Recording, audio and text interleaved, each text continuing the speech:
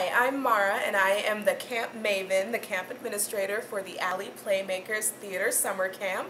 We've got two places where you have the opportunity to go to camp. We've got our Houston location, located at Carnegie Vanguard High School, which is right down the street from here, and we have a brand new location in Fort Bend at the Quail Valley Elementary School. Now, my job at the camp is to make sure that everything runs smoothly. Everything that you don't even have to think about, I've thought about it already, and I am making sure that you have the best time, that you are there to play, have fun, and most importantly, to learn all things about theater. I will make sure that the rooms are clean, that there's water around, that there's Band-Aids for you, that your parents can drop you off and pick you up in a safe way. I'm there to make sure that the last day when you present all of your stuff, that runs smoothly and that all of your friends and family can come see you.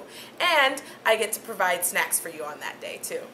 So my job is just to make sure that you have fun and that it is going to be the most memorable experience that you have.